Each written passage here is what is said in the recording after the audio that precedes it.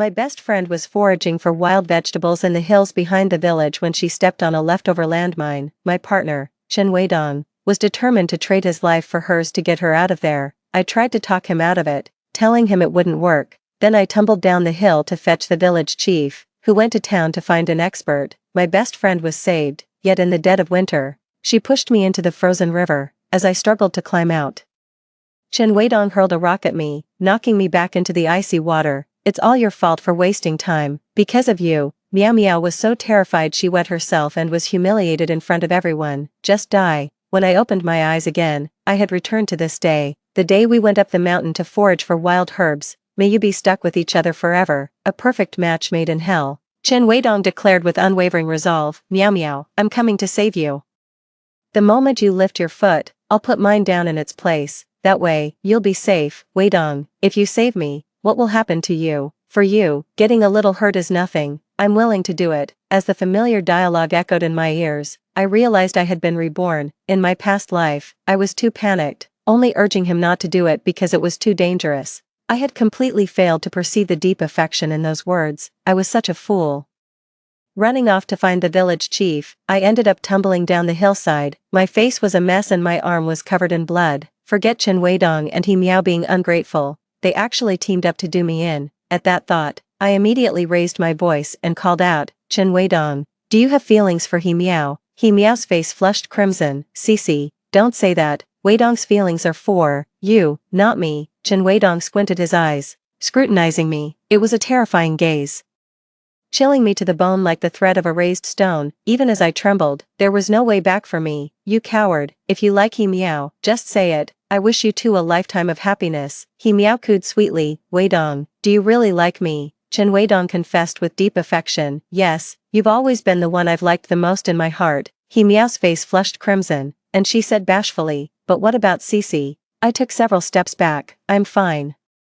Don't worry about me. As long as you two are happy, that's all that matters. Chen Weidong was taken aback for a moment, then said with a hint of mockery, you make it sound so easy. Doesn't it hurt? The person I like isn't you, you bastard. It doesn't hurt at all. But to make a clean getaway, I forced myself not to blink, squeezing out tears. As the tears fell, I turned and walked away. From behind, he Meow hurriedly comforted her. Cece, don't be upset.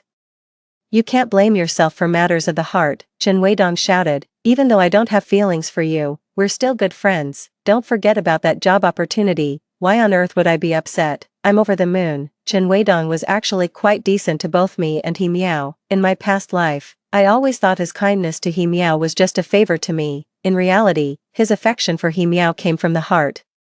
The so-called kindness he showed me was just passing on he Meow's leftover snacks or the clothes and dresses she no longer wanted. I was completely lost in the gentle illusion he had created for me, never once seeing through it. His love for he Meow ran so deep that he was willing to die for her, even to kill and sacrifice me for her sake. Yet, Chen Weidong was terrifyingly hypocritical. Just because my uncle's factory had a permanent staff position, he confessed his feelings for me.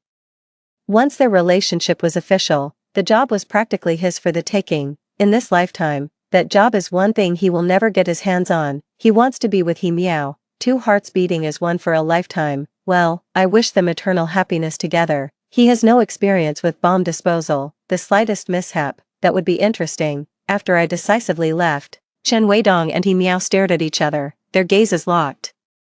If not for the fact that he Meow was standing on a landmine, they were definitely going to end up in a passionate embrace. Chen Weidong could only settle for a quick kiss on he Meow's cheek to take the edge off. Still unsatisfied, he grabbed at he Meow a few more times. He Meow's legs went weak, and things almost got out of hand. Her eyes were red-rimmed and pleading. Weidong, come take over for me, quick. Chen Weidong's heart sank, and a flicker of reluctance stirred within him. He could have offered on his own, but once the other person brought it up, it was a different matter entirely. I don't know how. He Meow was stunned. Just do it the way you said before. Hearing this only made Chen Weidong more uneasy. This isn't a simple matter, it's a matter of life and death. He's about to land a proper job. What's he going to do if something goes wrong? He suddenly remembered Li Cece, who had run off. He wished he'd sent her to get help. The more he Meow urged him to hurry, the more Chen Weidong held back. Chen Weidong couldn't help but regret saying, to save her, he was willing. The reason he said this, on one hand, was because he was Li Cece's boyfriend, and saying something suggestive to He Miao was thrilling. On the other hand, it was because he knew that Li Sisi would definitely worry and would certainly try to stop him from taking He Miao's place. The more Chen Weidong thought about it, the more agitated and apprehensive he became. Chen Weidong. You just said you liked me, but you won't even help me. Are you even a man? Chen Weidong hated nothing more than being called not a man. As an unemployed layabout living at home, he heard those words from his family constantly, and it drove him up the wall. He retorted mockingly, of course I'm a man, you seem to be enjoying yourself just fine a moment ago. He Miao didn't want to talk about this. She stood frozen, her entire body crawling with a sensation like 1,000 ants.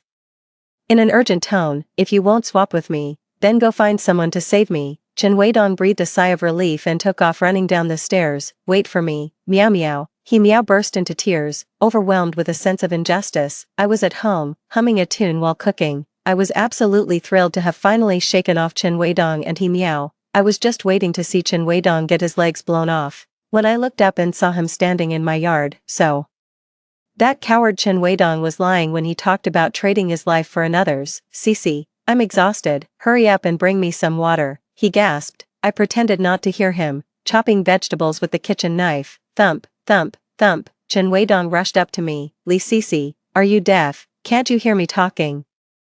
I raised the kitchen knife and pointed it at him, demanding, you're dating me, but you say you like He Miao, how dare you even show your face at my house? Chen Weidong choked up for a moment, scratching the back of his head. I only said that because I was afraid Meow Meow would be scared, and I was trying to ease her nerves. The truth is, I like you, you're the only one who's ever been in my heart. Well, isn't that something? I've just heard the most ridiculous joke in the world. I just came down from the mountain and ran into my uncle. He was heading to town to sort out a job for me, wasn't he? Just wait until I get my pay, then I'll marry you. Don't you worry, I'll get you all the 3 rounds and a sound, the works. My face was a picture of utter contempt, not just for him, but for myself as well. I must have been blind to have ever liked someone like him, all because of his silver tongue. He had me completely fooled, without waiting for me to say a word. Chen Weidong turned and ran off on his own. I'm going to find someone to defuse the landmine. Once we've rescued He Miao, I'll make things clear with her. How amusing. Chen Weidong still managed to save He Miao. This time, He Miao's incontinence was even worse. The stench of urine and feces was all there. It was mainly because Chen Weidong had taken even longer this time. After some intimacy and arguing on the back hill, when they came down, it wasn't like how I had tumbled down. He went to find the village chief, but the chief wasn't at the village committee office. He then went to look for him at villagers' homes, and after that, he headed to the town. All this back and forth stretched the time out even further. He Miao certainly made a name for himself. Without saying a single word of thanks to Chen Weidong, she went home in tears. After a moment's thought, Chen Weidong decided to follow her anyway. That night, Chen Weidong slipped into He Miao's room. He Miao was cold to him at first, but Chen Weidong pulled out all the stops to win her over. The delay was all because of my job situation. Because I like you, Li Sisi won't give me the job anymore. How am I supposed to afford to marry you then? So I talked myself hoarse trying to convince Uncle Li to help me find a job in town. Once I get my first month's pay, I'll buy you white rabbit candies, a floral dress, take you shopping at the department store, and treat you to braised pork at a fancy restaurant. He managed to coax He Miao's face into turning as red as a monkey's bottom. He Miao was secretly delighted, yet a small, nagging discomfort lingered in her heart. She whispered softly, but I smell bad. Chen Weidong leaned in, sniffed her cheek, and said, you smell nice. Then he sniffed her neck and added, really nice. Moving down in order, she sniffed again, it smells even better here. And here, it's even more fragrant. He Miao had completely forgotten about blaming Chen Weidong for the embarrassing incident. The two of them secretly did everything they shouldn't have. Before making his relationship with He Miao public, Chen Weidong came to my house to ask about the job. My dad said the job was all settled. Once he knew the job was a done deal, he shot me a smug grin. Li Sisi, with Uncle Li here as a witness, it's probably best we clear some things up. You remember what happened on the back hill, right? I nodded. Of course, you were the one who gave me away. You're not going to deny that we're over, are you? That's right, we've broken up. Chen Weidong was overjoyed to hear this and couldn't stop smiling. Good, Uncle Li, you heard that. Sisi and I have split up. Don't be upset about it. Even though I can't be your son-in-law, I'll treat you just like a real nephew and take good care of you. He said all the right things, then flitted off looking rather pleased with himself. He didn't see my dad's unsurprised face. My dad already knew about me and Chen Weidong breaking up. He just asked with concern, "Are you really not upset, sweetheart?" I linked my arm through his. Not at all. In this day and age, the fact that my parents withstood the pressure to have only one daughter, me, was already something people criticized. It wasn't easy for them, and in a past life, they even lost me forever. In this lifetime, I am determined to fulfill my filial duties properly. Chen Weidong and He Miao made a high-profile public announcement of their relationship. He Miao's exploits on the back hill have once again become a hot topic of conversation. He Miao is out of her mind. She doesn't blame Chen Weidong, but instead, she comes after me. In front of all the village gossips, she called me a faithless coward who abandons friends in a crisis. They accused me of going back on my word, saying I went down the mountain to find an expert, only to turn around and head straight home. He Miao and I were originally on good terms. When a close friend stabs you in the back, the betrayal hits differently. Even my parents got dragged into it and became the subject of gossip. I went straight to the broadcast station and aired Chen Weidong and He Miao's intimate conversation from the back hill over the loudspeakers. I cried my heart out. They say many of the men, women, and children who heard the broadcast were wiping away tears right along with me. That day, I walked out of the broadcast station with my eyes red and swollen. My eyes were so swollen they were just slits. It made everyone believe I wasn't a coward, just a victim who'd been wronged. When I got home, I rushed to wash my eyes. That chili powder was incredibly potent. Chen Weidong and He Miao couldn't hold their heads up in the village anymore. Chen Weidong was scolded by his family. He Miao was beaten by her father with a cane. The two of them put their heads together and decided to move to town and rent a place. The Chen family paid $50 and took He Miao as a bride. Chen Weidong thumped his chest and promised he'd make up the sewing machine once he officially started the job. He Miao's eyes were fixed on Chen Weidong. The day finally arrived to start work at the factory in town. After getting ready, I slung my bag over my shoulder and headed for town. I'd just reached the factory gate when I ran into Chen Weidong and He Miao. Chen Weidong looked at me with utter contempt. "Li Sisi, have you no shame? You followed me all the way here," I scoffed. "Which of your beady little eyes saw me following you? If you hadn't opened your mouth, I wouldn't have even noticed you." "You." He Miao held on to Chen Weidong's arm, gently patting his chest to soothe him. "Don't stoop to her level. She's just a brat with a foul mouth, no grace at all.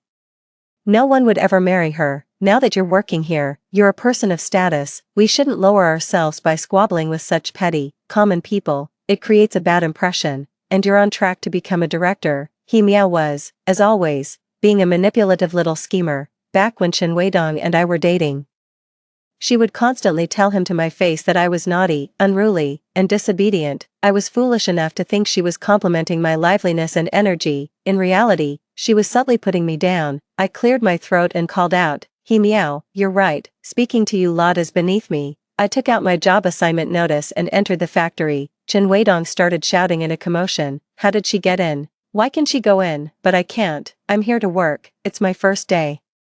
"So isn't it perfectly normal you don't know me? Let me in right now, or you'll regret it." He Miao chimed in accusingly. "Comrade, I'm going to report you for dereliction of duty." After completing the onboarding formalities, I sat at my desk in an exceptionally good mood. This was a completely new life, utterly different from my past one. Chen Weidong made a rather disheveled appearance in the office. Standing before the supervisor, he pointed at me and declared with righteous indignation, "Sir, I, Chen Weidong, am formally reporting that Li Sisi has illegally taken over my job." The supervisor was taken aback. "So you're Chen Weidong." Hearing this, Chen Weidong immediately broke into a wide, ingratiating smile and scurried to pour the supervisor a glass of water. "That's right, it's me. You know who I am, don't you? That position was rightfully mine, and Li Sisi took it. You can't just let this mistake stand, you know. If this whole mess comes to light, it won't be pleasant for you either." The boss's face changed. Get out of here. You think a piece of trash like you can threaten me?" Chen Weidong's mouth twitched, and he said with a hint of guilt, "What are you implying?" I said, "Get out. Do I need to spell it out for you?" The boss made a show of standing up and shoving Chen Weidong toward the door. He Miao grew frantic. "Stop pushing him. That job belongs to my Weidong.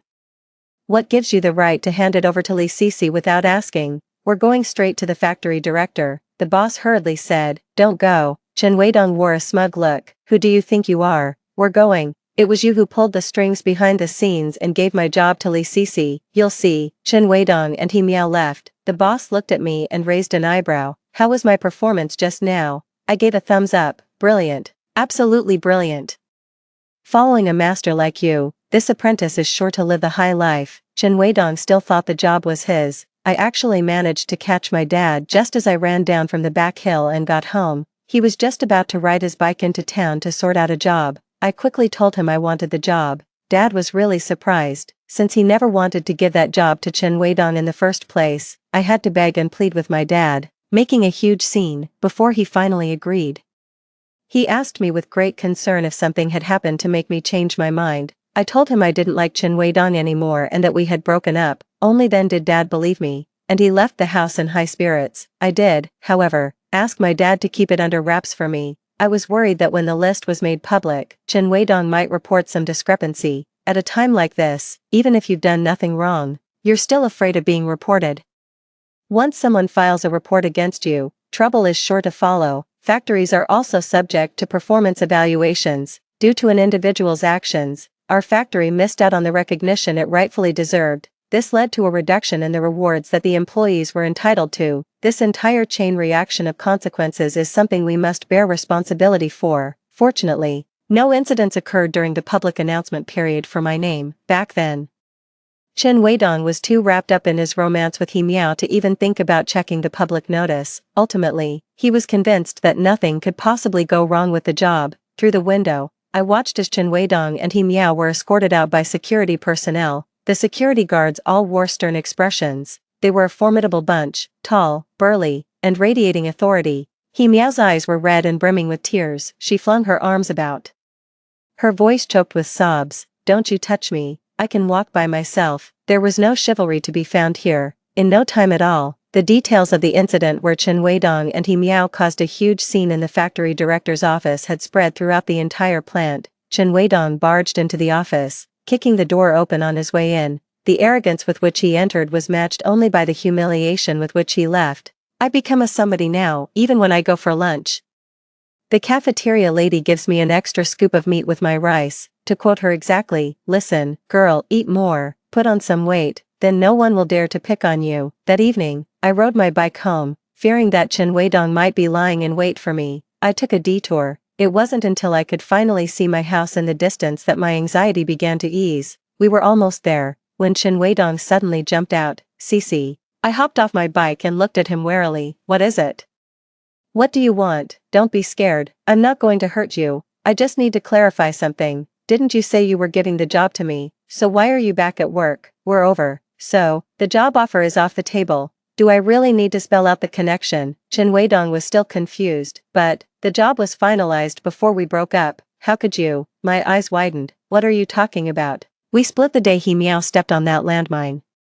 Chen Weidong's expression turned to disbelief. "That long ago?" "I'm done talking. Tell him to let go of my car." He didn't let go, pleading, "Can we get back together?" I hit the nail on the head. "You want this job, don't you?" He slowly nodded. "Now, Chen Weidong and He Miao are renting a place in town with no income to speak of. On top of that, after causing a scene at the factory and having to pay $20 in compensation, their pockets were completely empty." I stared at Chen Weidong and said, word by word, "I was the one who handed you over. You're not going to deny that we split up, are you?" I threw those exact words right back at him. Chen Weidong's face was ashen, his clenched fists making the handlebars tremble. A vicious look crossed his face. "I don't care. You have to get back together with me. I want you back." He yanked the bicycle away and flung it to the ground. He reached out, about to grab me in a hug. I scrambled to run away, but he was bigger and stronger than me. I was no match for him. I managed only a couple of shouts before his hand clamped tightly over my mouth. Chen Weidong's eyes gleamed. "Cece, don't blame me. This is the only way. He actually intended to take advantage of me." I cried out in fury. "Chen Weidong, let go of me. You'll be executed for this." He was unafraid. "You won't, you wouldn't." Does he still think, even now, that I have feelings for him and wouldn't dare go to the police? Or is he convinced I'll just swallow this injustice, too ashamed to let this matter come to light? Chen Weidong gazed at me with deep affection. "I'll treat you right," he said. "Chen Weidong, let go of my daughter this instant." My father arrived with the village officials and others in tow, terrified. Chen Weidong scrambled off and bolted for the door. He was caught red-handed. He covered his face, refusing to be seen. Chen Weidong was imprisoned for 10 years. He got exactly what he deserved. He Miao stormed over to see me after Chen Weidong was sentenced. Lee Cece, why did you have to get my man locked up? You seduced him, and now you're turning around and blaming him. Have you no shame? She simply refused to believe that Chen Weidong was capable of such a thing.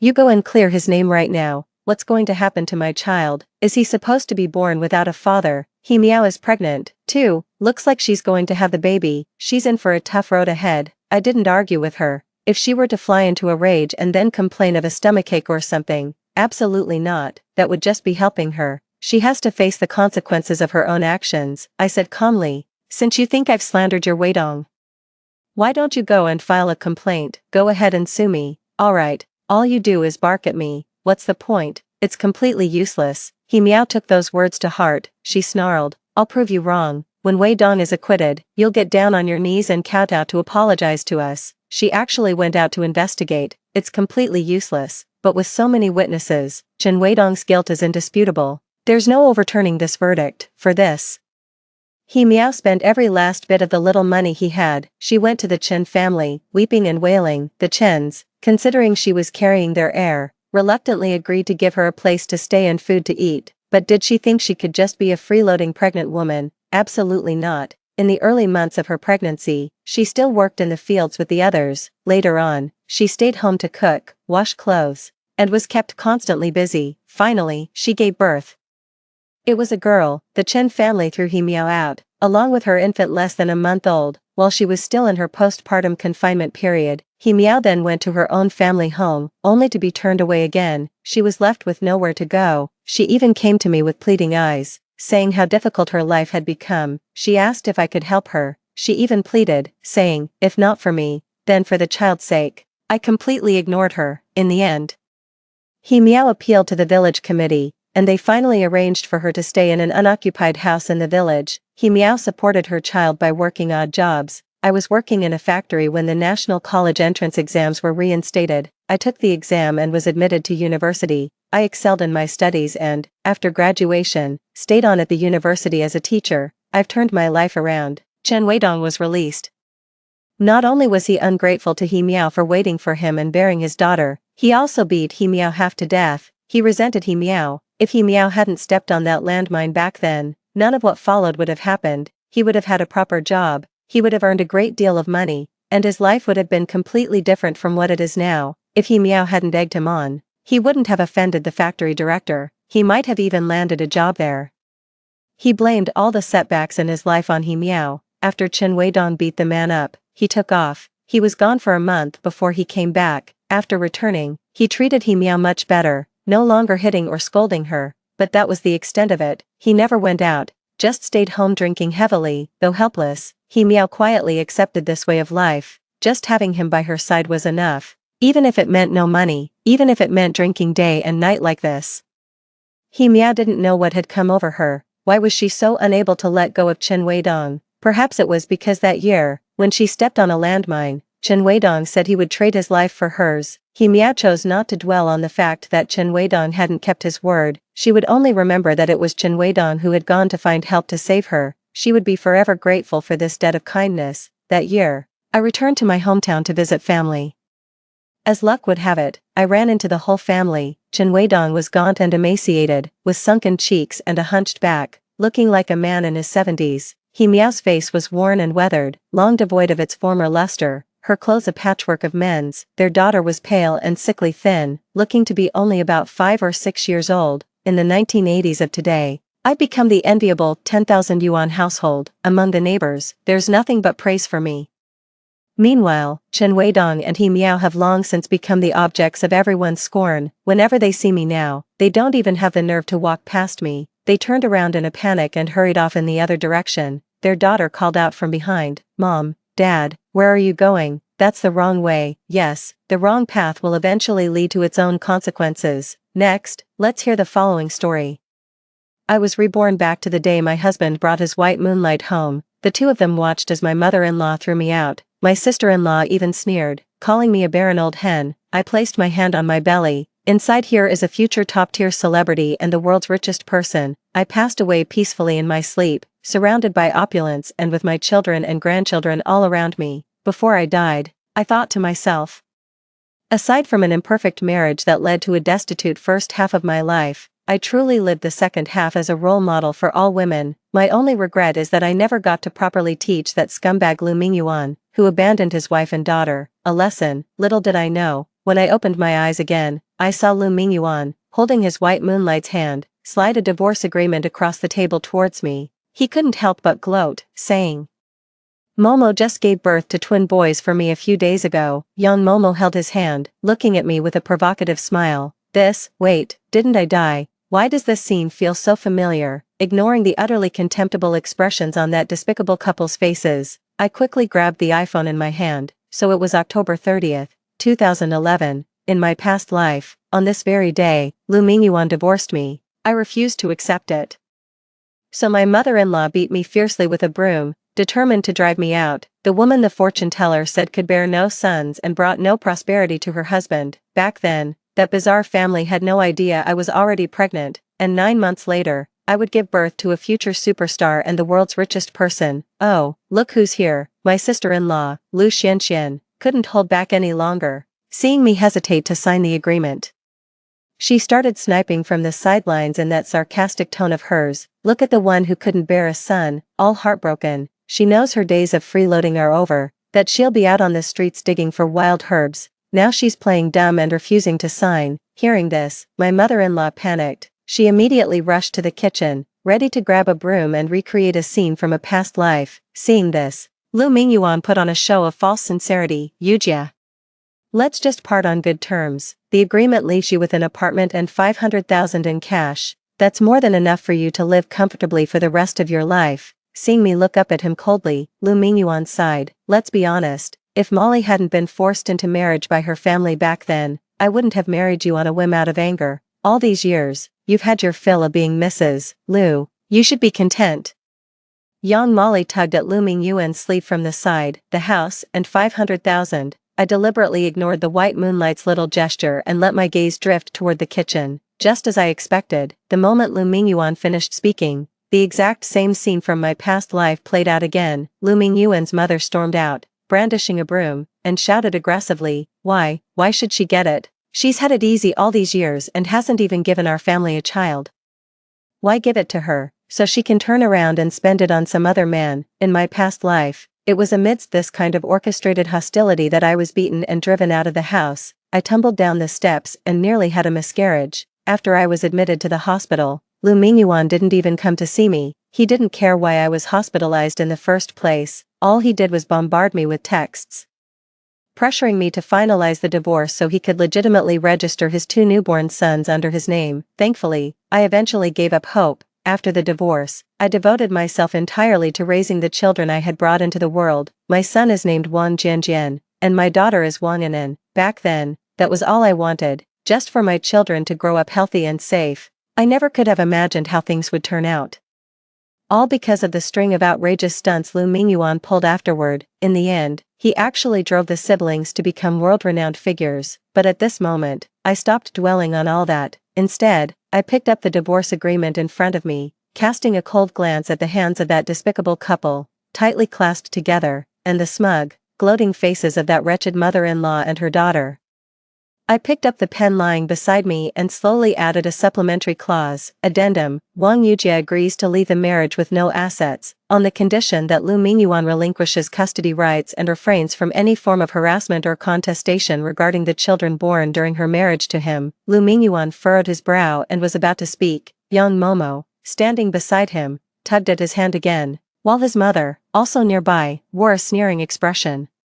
Lu Xianxian scoffed dismissively. Children? As if you could even have any. We're getting a divorce now. What children are you even talking about? Lu Mingyuan gave a nod. I couldn't help but feel a wave of bitter irony. Little did Lu Mingyuan know at the time, the child he had with young Momo wasn't even his. Later, I don't know how Lu Mingyuan found out, but once he did, he started showing up at my door every single day with his mother and sister, trying to snatch my son and daughter away.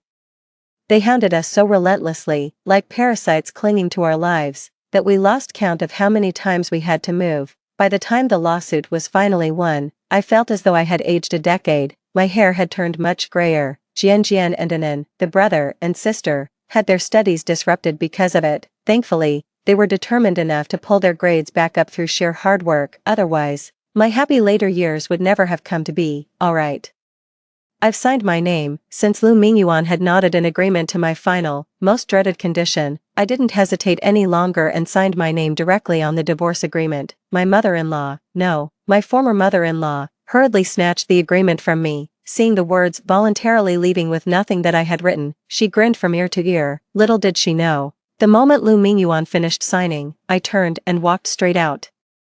As I pushed open the main gate and stepped off the porch, all my strength left me. I collapsed onto the ground and burst into uncontrollable sobs. Neighbors, come out and see for yourselves. The Lu family is bringing a mistress home. They're throwing their own wife out. Not only that, they forced me to sign an agreement leaving me with nothing. They're driving me out and leaving me with no way to survive. I was shouting at the top of my lungs over there. In my past life, I'd heard that after the divorce, to pave the way for young Momo to enter the family, the Lu family spread vicious rumors about me, claiming I was having an affair and that I'd left Lu Mingyuan for a richer man. In this life, I refused to be burdened with that kind of disgrace again. My shouting brought all the neighbors who were home in the villa complex out, especially the elderly folks with nothing better to do who spend their days gossiping and snacking on sunflower seeds. Heavens above.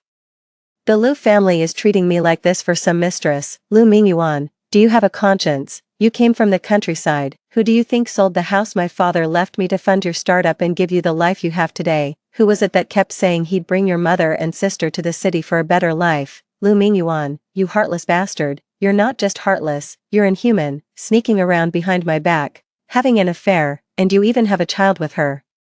Crying like this is a bit humiliating, but when I think about it, if I don't make a scene, I'd just be letting that despicable pair off the hook. Why should they get to enjoy the wealth I worked for, while I had to struggle for over 20 years, working menial jobs day in and day out, raising the kids on my own, and on top of that, constantly being harassed by Lu Mingyuan and that wretched woman, before he found out his 2 sons weren't his own. He was still being egged on by young Momo. They keep bullying my daughter, the future superstar, and my son, the future richest man in the world. Thinking about it, I had planned to make a big scene, but instead, all the crying and shouting just brought on a wave of self-pity. Someone in the crowd had already called the police. By the time the police arrived, Lu Mingyuan's mother was waving the agreement I signed and shouting. She chose to leave with nothing. We didn't force her. Besides, after 5 years with my son, she couldn't even produce a single child. She just lazed around the house all day, living off us, not even lifting a finger to take care of her own mother-in-law. Neighbors, be the judge. If I don't divorce this woman who can't carry on the Lu family line, is she going to make our family die out? As she spoke, she grabbed a broom, copied me, and plopped down on the ground, throwing a full-blown tantrum. This just won't do. After all, I'm the future mother of an acting legend and a singing diva. How can I possibly let her outdo me? As soon as I saw the police arrive, I immediately started shouting, neighbors, everyone, be the judge of this. All I want is a roof over my head, a place to live, and the Lu family is threatening to beat me with a broom. They said if I dare ask, they'll kill me. I pointed at the broom the old woman was still clutching tightly in her hand, my voice choked with tears. Seeing the police were about to reach us, I quickly got up, rushed over to the officers, and cried out, officers, help, they're trying to kill me. They want to kill me so he can marry his mistress. Although, it was a bit odd for an old man in his 80s like me to be calling 2 officers in their 20s uncle. To look at me, you'd think I was just a fresh-faced, beautiful young woman in my mid-20s. TCH, finally, Lu Mingyuan's whole family, that other woman, and I were all taken to the police station. His family made a huge scene in there for the longest time. I kept up the waterworks for a good while, and finally, through mediation, Lu Mingyuan agreed to transfer the assets I was legally entitled to. A new agreement was drafted and signed on the spot. That was my goal all along, beyond just venting my anger. For the sake of my children's future, I truly have no desire to relive the struggle of foraging for wild greens, taking odd jobs, and single-handedly raising kids again. Speaking of which, whether it's Lu Mingyuan's success or my son's future meteoric rise, none of it would be possible without the woman behind them. That woman is me, particularly thanks to this brilliant mind of mine and my photographic memory. I remember it clearly, all those investment opportunities that came one after another after 2011. In my past life, I didn't have enough capital, and on top of that, Lu Mingyuan kept harassing me. That's why I had to let each opportunity slip by, too afraid to take even the smallest risk. But in this life, I carry the memories of my past, forget everything else, even the slightest risk. I can't allow it to happen. Walking out of the police station, agreement in hand, I was over the moon. It felt like a wonderful new life was beckoning to me with open arms. In the days that followed, after swiftly obtaining the divorce certificate, I didn't move into the house Lu Mingyuan was obligated to give me per the agreement. Instead, I rented an apartment. I knew that even with the agreement in place, the Lu family was giving in reluctantly. His mother and Lu Xianxian, that utterly bizarre mother-daughter pair, would inevitably show up to cause a scene. I didn't want to risk a repeat of my last life, where they nearly caused me to miscarry, especially now that I was newly pregnant. That is a consequence I simply cannot bear.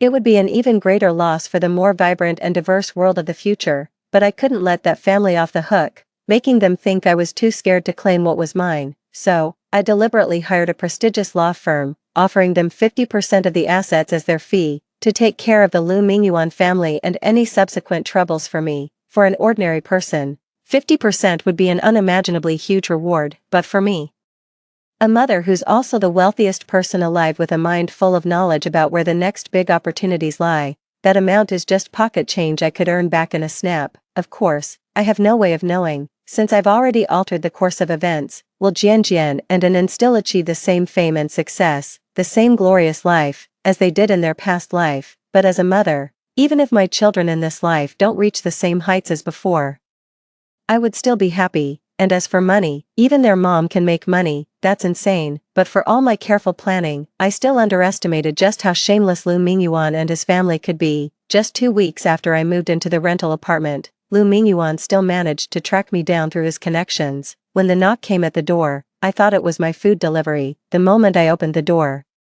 I saw Lu Mingyuan standing there with his mother and a man who looked every bit like a lawyer, all waiting for me outside. Wang Yujia, what the hell is this? You think hiding out here is going to work? Dream on if you think you're getting a single penny of my son's money. Lu Mingyuan's mother, Zhang Shufan, barged in first, jabbing her finger in my face as she yelled. She then turned to her son and said, Mingyuan, search the place. She's rented this dump so far out, she must be hiding some man in here. To my surprise, Lu Mingyuan actually started looking around. Seeing this, I yelled directly, what do you think you're doing? This is trespassing. I'm calling the police. Call the police. You rented this place with my son's money, so it's his. Zhang Shufan continued to rant. I turned to the lawyer and said, are you just going to let this crazy woman carry on like this? To my surprise, the lawyer adjusted his gold-rimmed glasses and said, I'm merely safeguarding my client's lawful rights and interests. Wow, so they're planning to catch them in the act. It'll make things easier when we go to court. Seriously, I stopped Lu Mingyuan and confronted him directly. How dare you, a cheater, play the victim and cry thief? Lu Mingyuan merely paused in his step. Without even turning his head, he said, I'll only leave the money to my son, Wang Yujia. Don't you dare entertain any foolish hopes. Suddenly, I remembered my past life. After I had given birth to the child, somehow, Lu Mingyuan still found out. He and his mother barged into the hospital without a word, intent on taking Jianjian away. As for Anan, she was met with Zhang Shufan's scornful click of the tongue. Just a worthless girl, what's the point of keeping her? If it hadn't been for the doctors and nurses stepping in at the time, Jianjian would likely have been taken away by Lu Mingyuan that very day. What was even more infuriating was that, after failing to get their way, Zhang Shufan and Lu Xianxian started spreading it far and wide that I was the one having an affair and had a child with someone else, pinning all of Lu Mingyuan's wrongdoing squarely on me. The rumor about the affair and the child born within the marriage persisted, still circulating even after Jianjian and Anan had started school. I remember it clearly. One time, a disheveled Jianjian came home with a crying Anan, his face full of anger.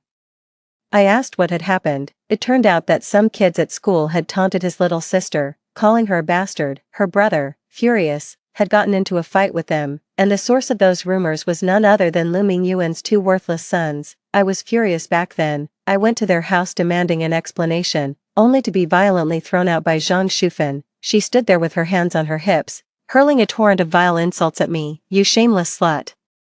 You had the nerve to sleep around but not the guts to own up to it. Now you come begging at the Lu family's door. Take a good look at yourself. What kind of trash do you think you are? Lu family bloodline. My foot. The Lu family only has 2 grandsons. Why didn't you give birth when you were married? How come you suddenly have a child after the divorce? Everyone, look, this bastard can't find its real father. So it's come here to scam us. Every word.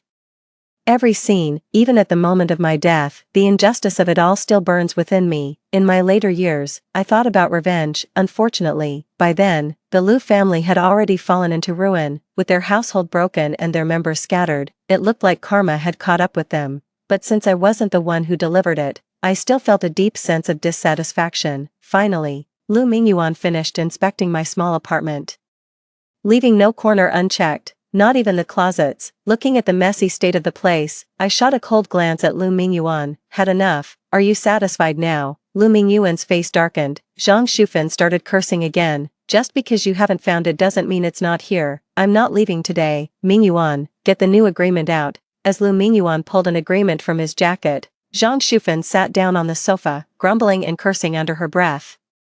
I'll leave when you sign. And it's not just me, Attorney Lee is here too. We're prepared to wait you out. The lawyer gave a cold smirk, looking as if he had me right where he wanted me. Seeing this, I didn't argue further. They had the numbers. After all, I simply took out my phone and prepared to call the police. To my surprise, Zhang Shufan stood up and slapped the phone right out of my hand. She yelled, "Call the police. Call them for what? What have you ever done for our Liu family all these years? You've eaten our food, lived under our roof, and now you want to take half of our family's property. This is fraud," she went on. Suddenly, a voice came from outside. According to the criminal law, trespassing on private property can. I looked out and saw that it was the same officer who had responded to the call that day. Now, however, he was out of uniform. Dressed in plain clothes, he stood tall and straight, with sharp, handsome features. In his hand, he was leading a little boy dressed in a blue shirt with a Snoopy pattern, pink and adorable, probably about 5 or 6 years old. A pair of curious eyes blinked as they peeked in. When I moved in, the agent said this place was super safe because a police officer with a kid lived upstairs. It said his spouse was killed in the line of duty a few years ago while apprehending a suspect. I never would have guessed it was him. Zhang Shufan and Liu Mingyuan clearly recognized each other. Even after living in the city for a few years, the little old lady from the countryside still held a deep-seated fear of the police, even though the man was in plain clothes. "Mingyuan, I've got a sudden stomachache. Maybe we should head back for now." I never could have imagined this whole farce would end like this, watching Liu Mingyuan and the other two leave. I let out a long sigh of relief and couldn't help but look towards the police officer who had been standing by the door, holding the little boy's hand the whole time. Thank you," I said, stepping forward and giving a deep, 90-degree bow. My gaze just then met the little boy's in the officer's hold. His eyes were dark, bright, large, and round, unbelievably adorable. In an instant, my heart completely melted. "Ms. Wang, aren't you tired?" came a voice by my ear, clear and bright, yet with a slight huskiness. I quickly looked up again, letting out a sheepish, silly laugh. It's true, having a police officer around makes you feel so much safer. With that thought, I promptly invited them in. After all, we'd be neighbors for a while, living just upstairs and downstairs, at least until my lawsuit was settled. At that moment, thinking of his mother's sacrifice, my heart melted all over again. Yet a pang of heartache followed. Such an adorable child. His mother must have been very beautiful. "You can come visit Auntie sometime." I found myself waving to the little boy. The little boy nodded emphatically, and then they disappeared around the corner of the stairs. All that remained was that slightly hoarse voice. "Be good. Next time someone greets you, you must say thank you." I heard a soft, gentle murmur. Before closing the door, I noticed the elevator nearby. It occurred to me that if they had just returned, it was unlikely the elevator would have stopped on my floor. It was probably the noise from Liu Mingyuan and the others that the police officer heard, prompting him to come down specifically to check. Thinking about this building, I couldn't help but smile again. Perhaps it was the added sense of security, but I was in a cheerful mood all day, stroking my belly and thinking of the twins inside. I began to look up the stock market online. I started scanning through the stocks one by one. Finally, I identified a few that I remembered had skyrocketed in value. To avoid any butterfly effect, I cautiously selected 3 of them and invested 2/3 of my capital. That way, even if something unexpected happened, it was unlikely all 3 would go south. After purchasing the stocks, I called my retained law firm. I brought up the incident with Liu Mingyuan today and made it clear that such a thing must not happen again, or I would immediately switch to a different firm. Since when does the defendant get to show up at the plaintiff's home to cause trouble? After finishing up, I lounged around cooking and binge-watching shows, probably because I knew a police officer lived upstairs. I slept incredibly soundly that night, It wasn't until noon the next day that my door was knocked on. Lu Mingyuan, will you give it a rest? I thought it was Lu Mingyuan and his crew again, but when I opened the door, what met my eyes was a face with sharp, well-defined features, and beneath his tall, straight posture was a small figure that barely reached his waist. It was the police officer and his son who lived upstairs. Seeing his stunned expression fixed on me, I quickly offered a sheepish apology. I'm so sorry, officer. I thought you were my ex-husband. A few minutes later, I found out why they had come to see me. He introduced himself first. His name was Zhou Yuan. The little boy was named Zhou Yun, and his nickname was Yun Yun. Well, Zhou Yuan scratched his head, looking a bit embarrassed as he said, there's something important at the station. A colleague was supposed to be looking after him, but she ended up with a case today, so, alright, leave him to me. I understood immediately. Just as I was about to take the little boy's hand, I noticed he had timidly hidden behind his father. He's a bit on the spectrum, because of what happened with his mom. Be good. Yun Yun, wait for daddy at auntie's house, okay?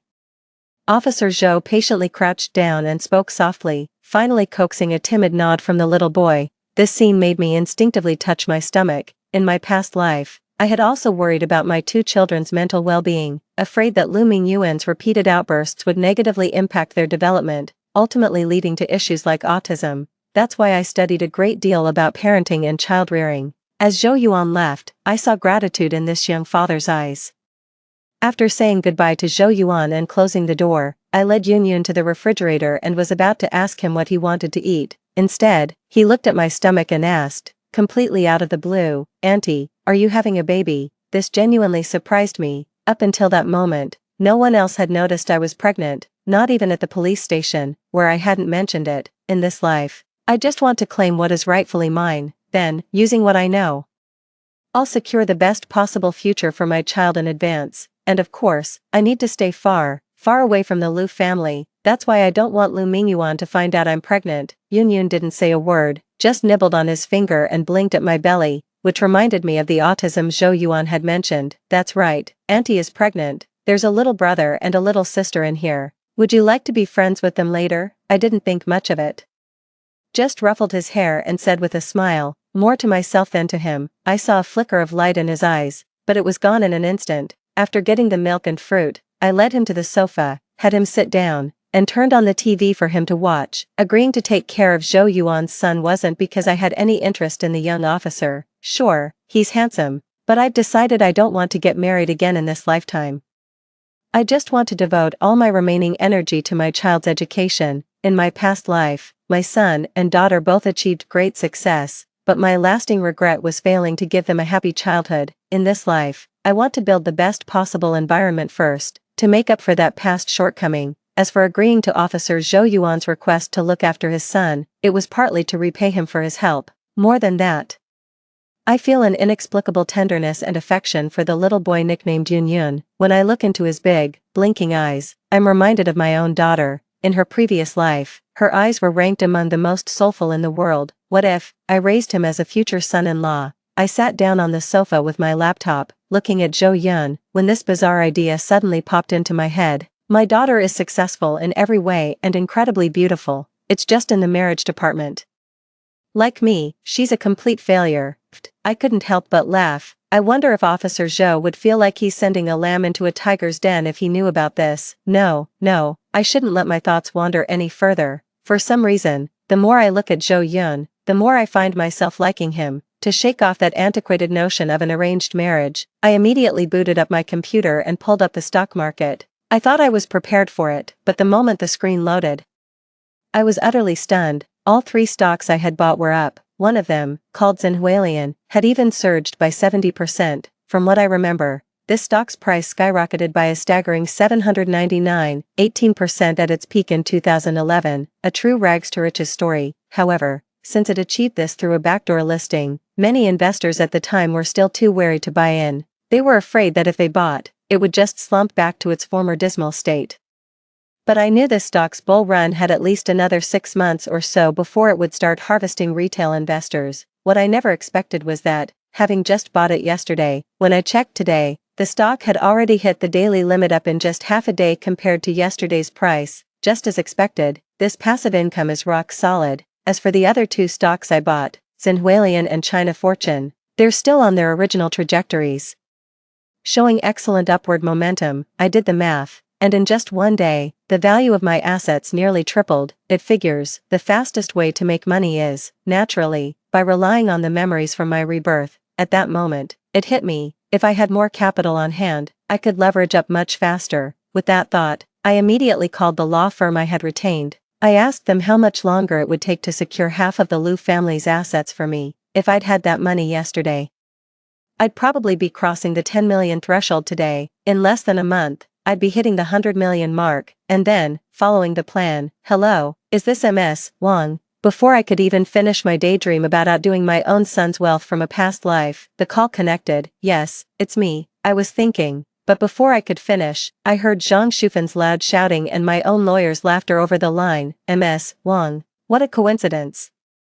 The defendant in your case just showed up. Of all places, they had to come and make a scene right here at the law firm. Would you like to come down and see for yourself? Huh, I snapped back to attention instantly. How could I possibly miss a show this good? I quickly turned to look at Yun, who wasn't watching the TV but was instead staring at my stomach. Hey Yun, how about you come with Auntie to see a great show? We can come back and admire your future wife slowly, alright? I brought Yun to the law firm. Even before I stepped inside, I could already hear Zhang Shufan's hysterical shrieking. You bunch of money-grubbing crooks, picking on an old woman like me. Is that it? I walked in and saw Zhang Shufan sitting on the floor of the office, her hair disheveled, thrashing her body around like a madwoman.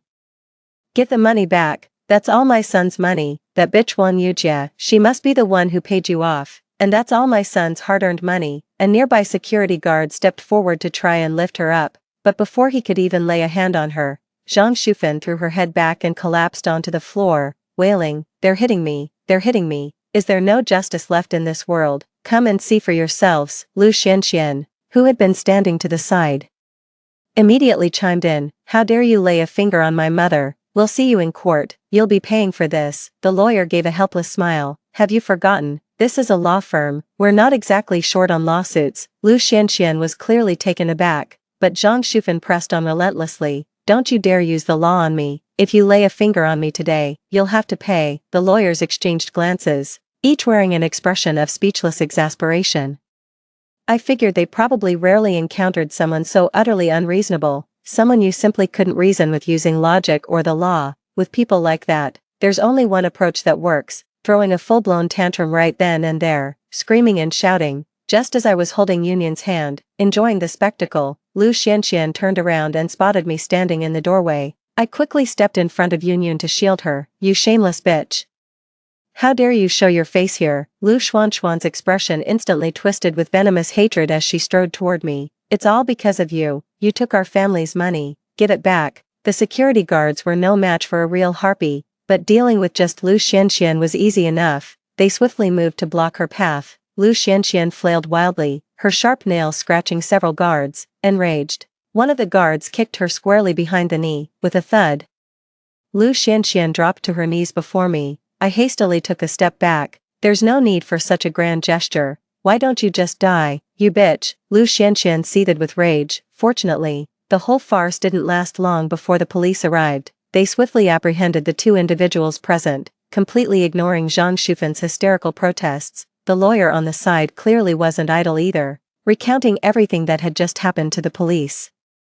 The two were handcuffed and led to the police car, struggling all the while. As they were taken away, they shot me a look of pure venom. What a show that was. Ms. Wang, the retained lawyer smiled at me. Your matter is settled. The funds will be deposited into your account within 3 business days. I nodded. Thank you for your help. Of course, the lawyer said. As for those 2 defendants from earlier, I'd estimate they won't be getting out for at least another couple of weeks.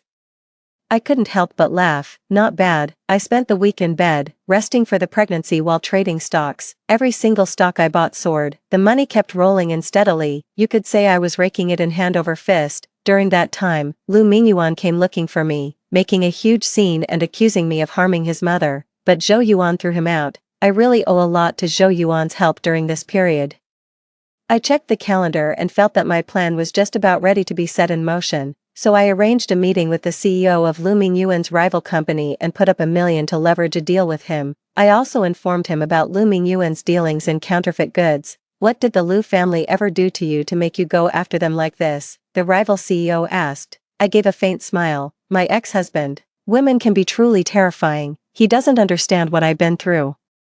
So of course he doesn't get it, but as long as I achieved my goal, that's all that matters. To be honest, it's not really like I'm the one who took him down. In a past life, his company had already gotten into trouble for fraud. It's just that his main competitor was too busy dealing with a financial crisis to bother with him at the time. That's what allowed him to narrowly escape that crisis unscathed, but not this time.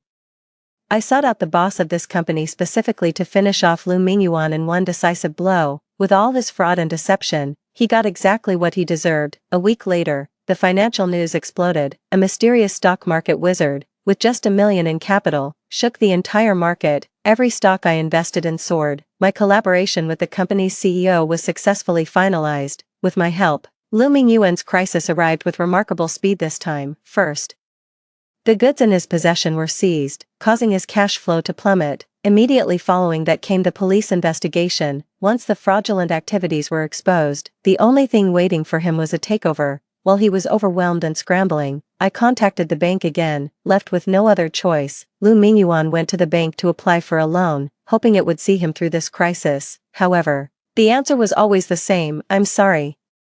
We cannot approve your loan application. In an instant, Lu Mingyuan seemed to have aged a decade, his entire demeanor sinking into utter dejection. He never would have guessed that I was the one who tipped off the bank in advance. No one was going to help him. In less than 3 days, Lu Mingyuan was taken away. The Lu Group officially declared bankruptcy. The day Lu Mingyuan was arrested, I stood watching from not far away. How could I miss such a splendid show? I thought that was probably the end of it, but I never expected the real twist was yet to come. That day, I was at home watering my plants. My phone suddenly rang. I picked it up and saw it was Zhou Yuan calling. The moment the call connected, Zhou Yuan's voice came through from the other end. Yujia, there's something I have to share with you, said Zhou Yuan, his usually serious voice now tinged with a hint of suppressed amusement. I got a call from the team today to raid this Red Romance hotel for prostitution. Guess what happened? Zhou Yuan suddenly tossed the question to me, catching me off guard. After a moment's thought, I asked, did you spot someone I know? Yep, Zhou Yuan chuckled. Your ex-husband's mistress. She was sneaking around, checking into a hotel with another guy, and we just happened to catch them. Hearing that, I couldn't help but laugh too. Zhou Yuan said that when he kicked the door in.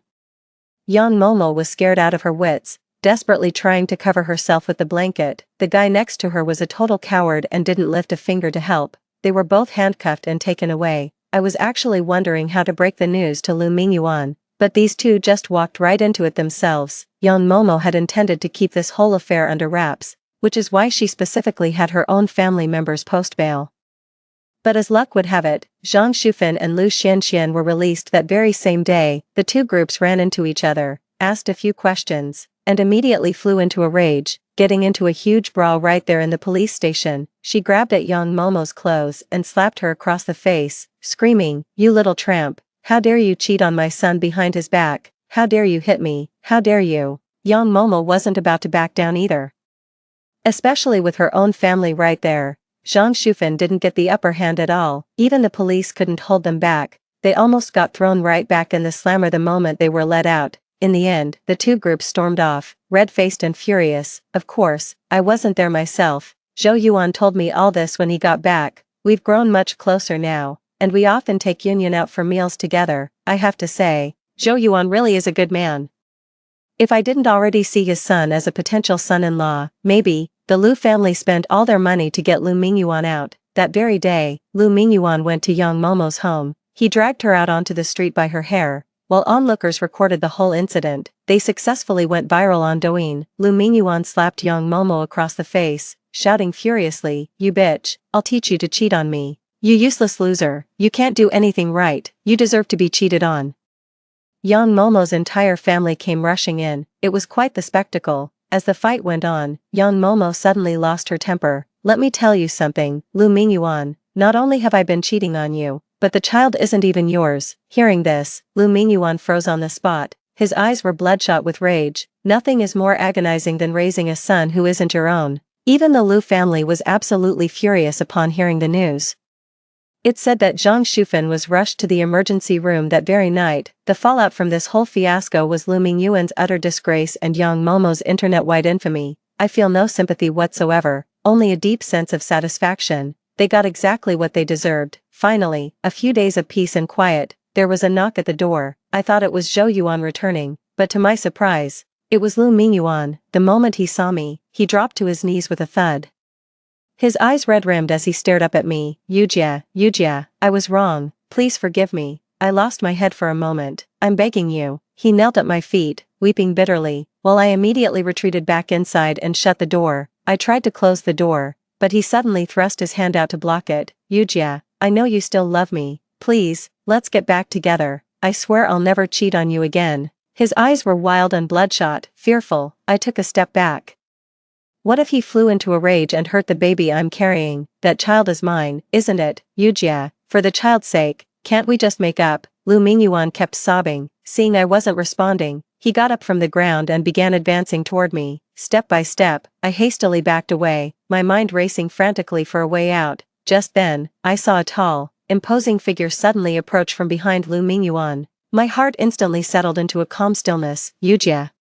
Lu Mingyuan was desperately trying to pull me back when suddenly, someone from behind threw a punch, instantly subduing him. The person who arrived was none other than Zhou Yuan. Zhou Yuan looked at me with concern. Are you alright? I saw your door was open when I got back, so I came to check. Thank God you're here. I breathed a sigh of relief. You shameless woman, how dare you see another man behind my back? Seeing Zhou Yuan arrive, Lu Mingyuan flew into a rage. He thrashed about wildly, as if he'd lost his mind. It was as if, in that moment, he was blaming me for Yang Momo's betrayal as well. When he flew into a rage, his strength was immense, and Zhou Yuan almost couldn't restrain him. In the end, he was sentenced to prison on multiple charges, including assaulting a police officer, breaking and entering, and threatening the safety of others. It's said that when Zhang Shufan heard the news, she collapsed to the ground. They managed to revive her. The tragedy is, he was left paralyzed. This paralysis laid bare the Lu family's true, ungrateful nature. With Lu Mingyuan in prison, Lu Xianxian treated her own mother as a burden, subjecting her to frequent abuse and harsh words.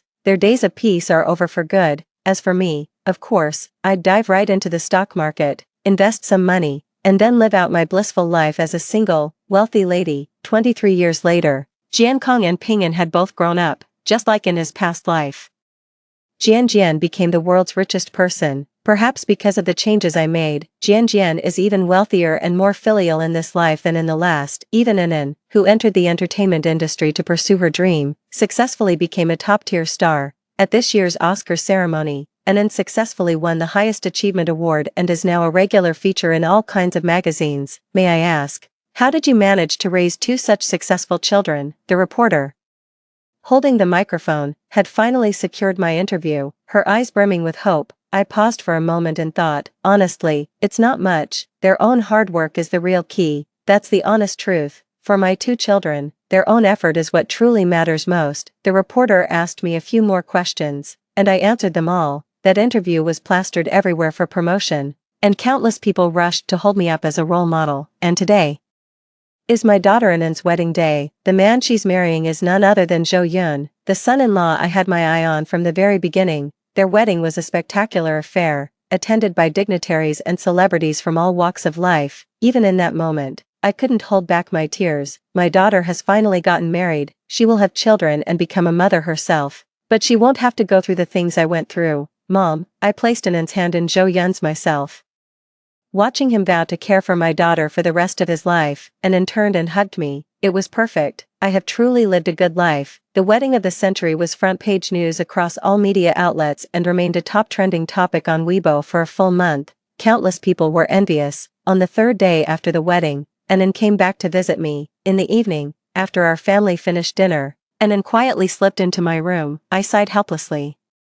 Shouldn't you be with your husband? What are you doing here, Mom? Inan hugged my arm, beaming with joy, and whispered to me, what do you think of Uncle Zhou? He's had feelings for you for over 20 years. Are you really not going to consider him? Hearing that, I was taken aback. My daughter's marriage is settled, but I'm truly not ready to start a new family of my own. Mom, just think about it. Okay, Uncle Zhou is genuinely a wonderful man. Inan tugged at my arm, coquettishly clinging to my side. Feeling a bit lost, I got up to go to the living room for a glass of water. As soon as I opened the door, Zhou Yuan was standing there. I opened my mouth, at a loss for words. Zhou Yuan's face flushed bright red, then he produced a bouquet of roses from behind his back and handed it to me. Yujia, will you? Will you be with me? Story 2. In our previous life, my dorm roommates and I gave ourselves the graduation gift of climbing a snow-capped mountain. Li Xiaoxue, who came from a poor family, was incredibly envious. Unable to afford the gear, she resorted to threatening to slit her wrists to pressure us into taking her. The three of us had no choice but to pool our money to buy her a set of equipment, but to our surprise, halfway up the mountain, Li Xiaoxue spotted the boy she liked and deliberately broke away from the group to go find him. By the time we finally managed to find her, she had been abandoned and was suffering from severe hypothermia. After we rushed her to the hospital, she was admitted to the ICU. Her family, blaming us for taking her on a dangerous outing, forced us to pay the medical bills. When we couldn't come up with the money, her mother, in a fit of madness, trapped us inside the house and burned us alive. When I opened my eyes again, I was standing halfway up the mountain, with Li Xiaoxue beside me, her eyes practically sparkling. Check out that hottie, the head of our dorm, our big sister, immediately gave her a light punch. Shut up, you hopeless fangirl. To my shock, I realized it wasn't just me, big sister and the others had been reborn too. This time, we were going to change our fate. Hello everyone, and welcome to Whispering Glow. A searing pain lingered in every inch of my skin. My throat felt clogged with scalding ash, each breath sending a sharp, piercing agony through my chest. My eyes snapped open. Instead of the expected darkness of a fiery inferno, I was met with blinding sunlight and the roar of a frigid wind. Beneath my feet was an uneven path of loose stones. Looking up, I could see a snow-capped peak. The air was thin, carrying a crisp, icy bite. Was I on a mountainside? My neck turned stiffly. The person standing next to me was wearing a familiar mountaineering jacket, standing on tiptoe to peer into the distance. Her eyes were frighteningly bright, and she kept making excited clicking sounds with her tongue. Look at that handsome guy, his physique is incredible. If only I could get his WeChat. It was Li Xiaoxue. In my past life, right here, she saw that guy. No matter how much we tried to dissuade her, she insisted on leaving the group to find him. It ended with her suffering severe hypothermia and landing in the ICU. She dragged us down with her, as her family hounded us to a dead end, leading to our deaths in a fire, the agony of being devoured by flames, the suffocating despair of choking on thick smoke, and the contorted face of her mother all flooded her mind at once. I couldn't stop my body from trembling, my hand gripping the trekking pole in a death clutch. Shut up, you lovesick fool, a sharp shout rang out. Followed by a crisp smack, Li Xiaoxue staggered from the blow, nearly tumbling to the ground. I froze for a second, then looked up. It was Su Yuan, the head of our dorm. Her face was livid, her eyes filled with a ferocity I'd never seen before, and her fists were clenched tight. Li Xiaoxue covered her cheek, her eyes wide with shock. Su Yuan, she cried, her voice a mix of hurt and fury. Are you insane? How dare you hit me? How dare I? Su Yuan sneered, taking a step closer to Li Xiaoxue. Her voice thick with suppressed rage. Look around you, this is a mountain, not some playground for you to chase after guys. At this point, Su Yuan suddenly stopped, her eyes darting quickly between me and our other two roommates, Du Feifei and Han Xiao. My heart sank. This reaction from our usually gentle big sister was all wrong. I immediately looked over at Du Feifei and Han Xiao. Du Feifei's expression had also darkened. She was biting her lip tightly, arms crossed over her chest. Her body slightly tense. Clearly, she had remembered something too. Han Xiao walked straight over to Su Yuan and, frowning at Li Xiaoxue, said, Li Xiaoxue, stop messing around. We're heading back down the mountain right now. Heading back down. Li Xiaoxue's voice rose as if she'd heard a joke. We're already halfway there. We'll reach the halfway point soon. Why go back down now? Just because I glanced at some good-looking guy. You're all making a mountain out of a molehill. Making a mountain out of a molehill. Su Yuan glared at her, her tone turning even colder. We're not climbing this mountain today. We have to go down, everyone, no exceptions. No, I won't. Li Xiaoxue stiffened her neck, took a step back, her face full of defiance. It took me forever to finally get to this snowy mountain. You can't just decide we're going back down on a whim. You're all just picking on me, targeting you. Du Feifei finally blurted out, her voice trembling slightly yet resolute. Li Xiaoxue, I'm afraid you're going to get us all killed. Get you killed? Li Xiaoxue cut her off, her eyes filled with confusion. What's wrong with all of you today? You're acting so strange. I don't care. I'm not going down the mountain. If you want to go, go by yourselves. With that, Li Xiaoxue turned and started heading back up the mountain, clearly still intent on chasing after that handsome guy. Su Yuan reacted swiftly.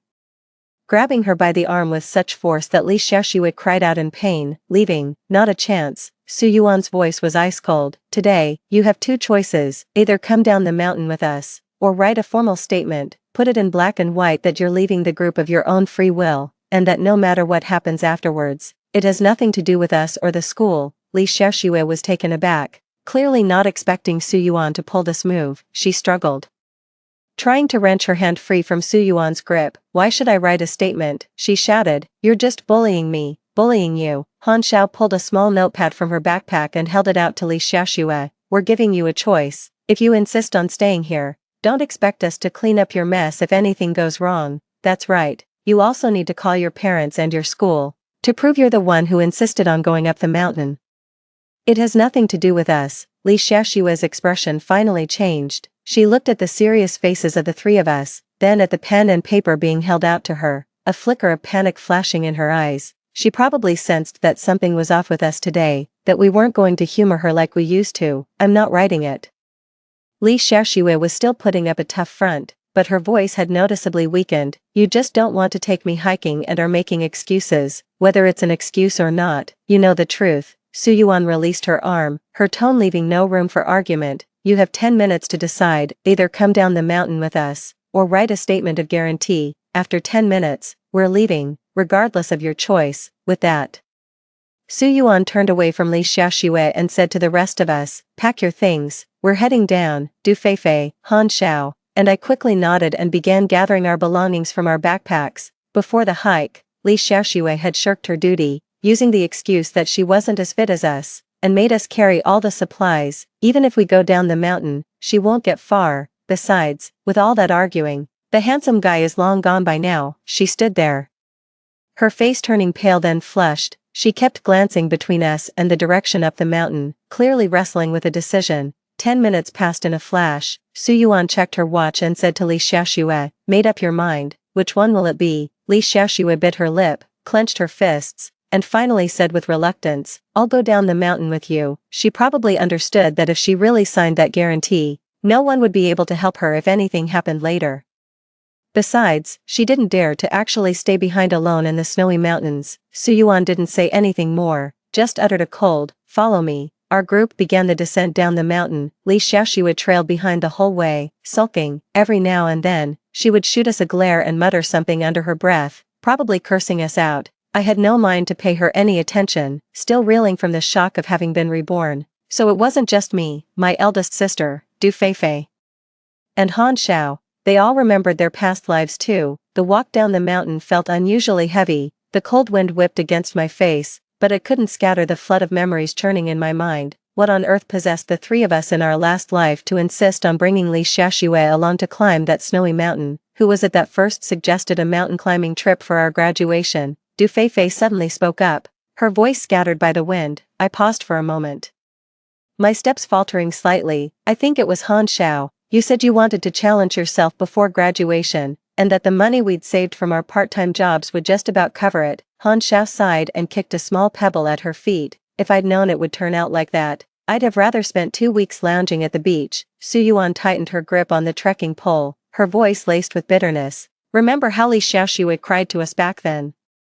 The moment those words left her mouth, the memory from her past life flashed before her eyes, vivid and clear. It was a month before graduation. The three of us were in our dorm room, flipping through travel guides. Spread out on the table was the money we'd scraped together from part-time jobs, my 6 months at a bubble tea shop, Du Feifei's earnings from ghostwriting essays, and Han Zhao's wages from working as a supermarket promoter. Combined, it was just enough to cover a 4-person trip to climb a snow-capped mountain. You guys are going to climb a snow mountain. Li Xiaoxue came in holding a freshly made cup of instant noodles. Spotting the guidebooks on our table, her eyes lit up instantly, only to dim again within seconds. That's so nice. I've never seen a real snow-capped mountain in my life. The three of us exchanged a look and said nothing. Li Xiaoxue's family was poor, and she was on financial aid, but she was also lazy, always complaining that part-time jobs were too tiring. She'd rather lie in her dorm scrolling through her phone, so she never had any spare cash. For the entire following week, Li Xiaoxue was constantly sighing. During meals, she'd stir her free canteen soup and stare at the meat in our bowls. Ah, she'd sigh, if only I could go to the snow-capped mountains.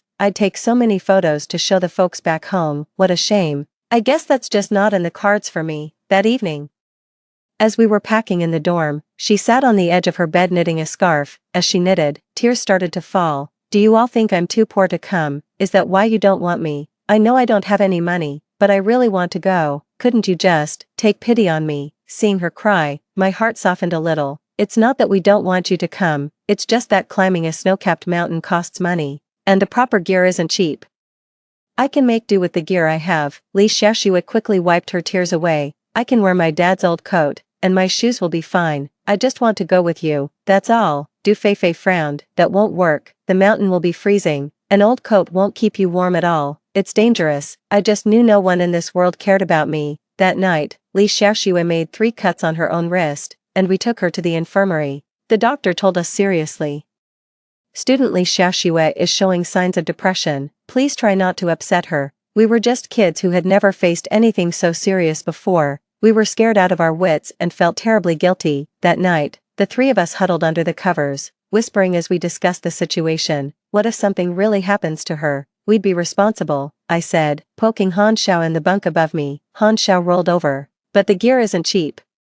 Our money just barely covers travel and tickets for the 4 of us. Buying another set would put us over budget. Su Yuan sighed from the bed opposite. I do feel sorry for her. We have shared a dorm room for 4 years. After all, should we try to pull a bit more? I could pick up a few extra shifts this month. And so, the 3 of us took on extra work for another half month. I started going to the bubble tea shop an hour earlier every day. Du Feifei pulled all-nighters to take on 2 extra essays, and Han Xiao worked 2 extra weekend shifts. We finally scraped together enough money to buy Li Xiaoxue a set of hiking gear, a windbreaker, hiking boots, and thermal underwear. Li Xiaoxue, we got you some gear, try it on and see if it fits. When Su Yuan handed the equipment to her, Li Xiaoxue was so thrilled she jumped for joy. She grabbed the gear and immediately went to try it on. It fits perfectly, thank you guys so much. She spun around in the windbreaker, her eyes crinkling into happy slits as she smiled. I knew you were the best. Once I have the money, I'll pay you back double, I promise. Back then, the 3 of us were really happy about it. We felt good about helping out a roommate, thinking it would be a fond memory to look back on someday, but looking back now, that wasn't helping her at all. It was throwing ourselves into the fire. On the day of the hike, Li Xiaoxue was quite excited at first, chattering away as she followed behind us, but it wasn't long before she started complaining about being tired. I'm not in great shape, and this backpack is way too heavy. Could one of you carry it for me? She held out the pack of supplies towards me. I could see she really did look a bit pale, so I took it from her. Alright, you walk empty-handed for now. We can swap back once you've got your strength back. But once I took that load, I never got to hand it back. She always had an excuse. My feet hurt, I'm dizzy, I can't catch my breath. In the end, she just trailed at the back of the group, her pace slowing right down, that is, until we reached the halfway point up the mountain and spotted that group of guys. Li Xiaoxue's eyes lit up instantly, as if she'd been given a shot of adrenaline. All her tiredness vanished. And she quickened her pace to get closer to them. Hey, are you guys here to climb the mountain too? She said with a sweet, almost cloying smile to the guy in front. It's my first time, and I'm pretty clueless. Mind if I tag along with you? The guy glanced at her and nodded with a smile. Sure, the more the merrier. Li Xiaoxue, don't go with them. Su Yuan called out urgently. We're a group. It's too dangerous to go off with strangers. Li Xiaoxue turned back and waved a dismissive hand. It's fine, they don't seem like bad people. I'll just walk with them for a bit and catch up with you guys later. No way, it's easy to get lost in the mountains. You can't leave the group, I shouted after her, trying to catch up and pull her back, but she had already followed that group of boys into the distance. The 3 of us had no choice but to wait right where we were. We waited for nearly an hour, but there was still no sign of her. This isn't working, we have to go look for her. Su Yuan pulled out her phone to call, but the signal in the mountains was terrible, and the call wouldn't connect. Just as we were about to set out to find her, Han Zhao's phone suddenly rang. It was Li Xiaoxue calling. Hello, Li Xiaoxue, where are you? Han Xiao quickly answered the phone. Li Xiaoxue's voice, choked with tears, came through the line. Han Xiao, I'm lost, those boys left me behind. I don't know where I am, everything looks the same. I'm completely disoriented, and I'm so cold.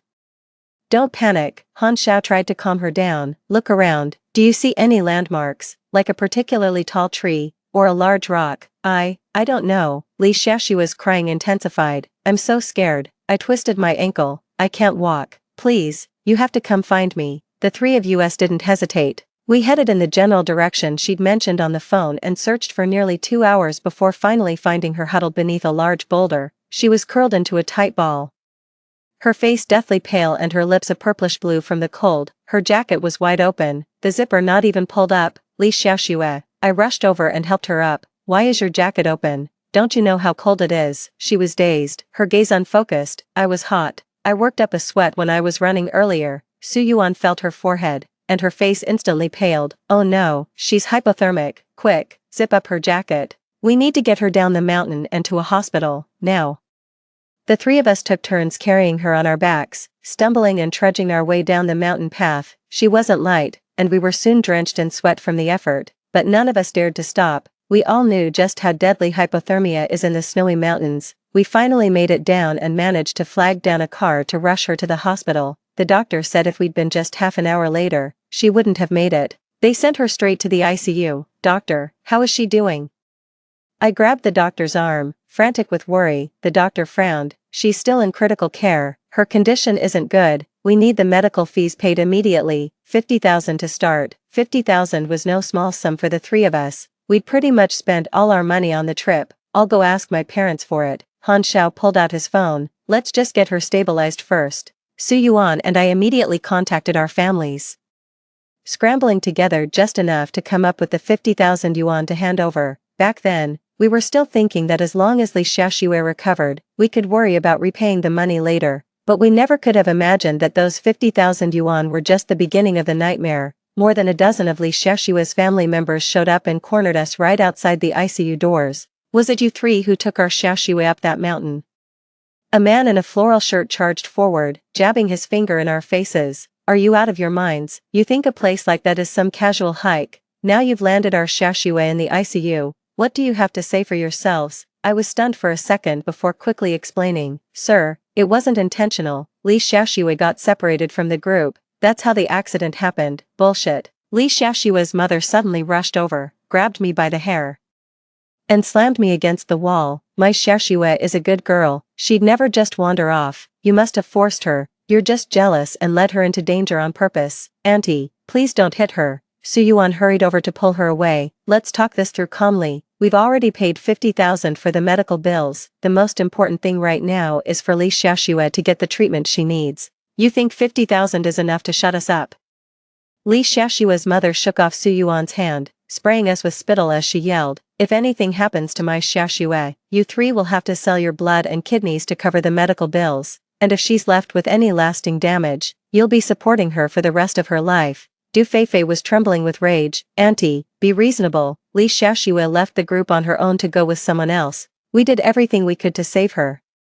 Why on earth should we have to support her for life? Reasonable? Why should I be reasonable with you? Li Xiaoxue's mother suddenly slumped to the floor, slapping her thighs and wailing. My Xiaoxue is a college student. She was going to be a white-collar professional. Now you've ruined her, and all my hopes for the future are gone. If you don't pay up, I'll go to the school. I'll go to the education bureau. I'll make sure everyone knows you three are murderers. Her words left the three of us utterly speechless. Murderers? We were just trying to help her out of kindness. How did we end up being called murderers? What we never expected was that Li Xiaoxue's family actually went to the school to make a scene. They blocked the school entrance with a banner that read, "University students maliciously lead classmate into danger, leaving her life in critical condition." They even brought reporters to cover the story, blowing the whole thing up into a huge public scandal. In an effort to quell the public outcry, the school called the three of us in for a talk. How could you organize such a dangerous activity on your own? The academic advisor asked, frowning, his tone severe. Now that this has blown up into such a big mess, you've ruined the school's reputation. The university has decided to expel all three of you. Expelled? I couldn't believe my ears. Teacher, it wasn't our fault. Li Xiaoxue left the group on her own. What's the point of saying that now? The counselor cut me off. Her parents have been making a scene here every single day. The school has no other choice. Pack your things and leave the campus immediately. Don't cause any more trouble for the school. The three of us stood at the school gate, the expulsion notices in our hands, feeling a chill run through our entire bodies. We didn't dare tell our families, afraid of worrying our parents, We could only secretly rent a small place off campus, hoping to wait until the dust settled before figuring out what to do next, but Lee Shashua's mother had no intention of letting us off the hook. The day we returned to our rented apartment, we saw her standing at the door, a plastic bucket in hand. Trying to hide. Did you think I wouldn't find you? She sneered, her eyes full of malice. Shashue has already had to stop her medication because there's no money. Auntie, we really don't have any money. Please, just give us a little more time. Suyuan tried to reason with her. Time? Haven't I given you enough time already? She suddenly appended the plastic bucket, and the pungent smell of gasoline instantly filled the air. If you don't hand over the money today, we're all going down together. The three of us turned deathly pale with fright. We tried to bolt for the door, but she had already rushed over and locked it shut. Open the door, open it right now. Han Xiao pounded on the door, screaming at the top of his lungs. Li Shashua's mother held a lighter, a twisted smile on her face. Open the door. I think you'd better save your breath. My Shashue is lying in a hospital bed. What gives you the right to go on living, today?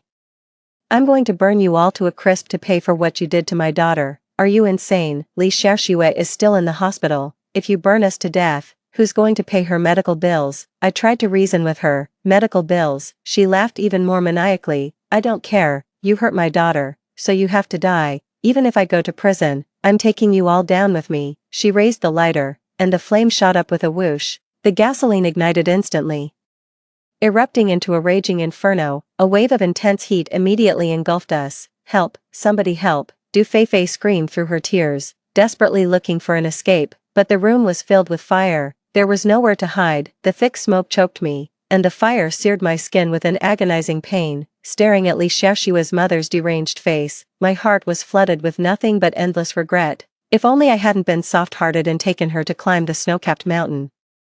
If only I hadn't pooled money to buy her gear, would we have ended up like this? I hate this so much. That was my final thought before I lost consciousness. Just thinking about how my previous life ended sends a chill down my spine. Thank goodness we've both come back. Thank goodness there's still time to change things. After walking for roughly 2 hours, we finally made it down the mountain and back to the guest house where we'd been staying. The moment they stepped into the guest house, Suyuan pulled out her phone to book a ticket. She was determined to get rid of this walking disaster, to stop her from causing any more trouble. Here's your bus ticket back to campus for tomorrow morning. You're leaving tomorrow. Suyuan's tone left no room for argument. Li Xiaoxue exploded instantly. Suyuan, you're going too far. What gives you the right to kick me out? We agreed to spend a few days here together. Agreement. Suyuan looked at her, her eyes utterly cold. You'll also have to return that set of mountaineering gear. We paid for it. There's no reason for you to keep it. You, Li Xiaoxue trembled with rage, pointing at us. You all look down on me. You think I come from a poor family. That's why you treat me like this. It's just a set of gear, isn't it? I'll pay you back the money someday. That won't be necessary. Han Xiao spoke up. We don't need the money. We just don't want anything more to do with you. Go get the gear right now. We're leaving first thing tomorrow, so you'd better start packing too. Don't waste any more of our time. Li Xiaoxue looked at our resolute expressions, one by one, and knew we were dead serious. Clenching her teeth, tears welling in her eyes, she turned and ran to her room, slamming the door shut with a loud bang. We all fell silent, and a deep quiet settled over the room. Suyuan took a deep breath and said to us, everyone needs to stay sharp tonight, no more slip-ups. We leave tomorrow morning, and from now on, we cut all ties with Li Xiaoxue. No contact. Du Feifei, Han Xiao, and I all nodded in agreement. We will never allow the tragedy of our past life to repeat itself. In this life, we're going to live well. We'll never let ourselves be dragged down to ruin for Li Xiaoshue's sake again. The next morning, just as dawn was breaking, I was woken by the sound of birds chirping outside my window.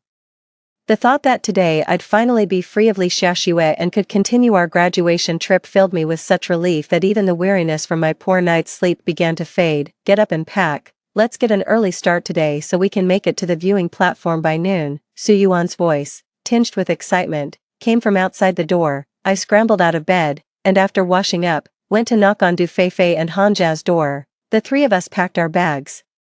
There was no sound from Li Xiaoshue's side, and we didn't know if she had already left. Li Xiaoshue's door was shut tight. On the floor in front of it lay the set of hiking gear we had bought for her, the jacket and boots, now covered in dust. It was clear they had been tossed there carelessly and even stomped on. What chilled us even more was a crudely drawn death symbol scrawled on the door in lipstick. The bright red stood out starkly against the pale wood, like a silent curse aimed at us.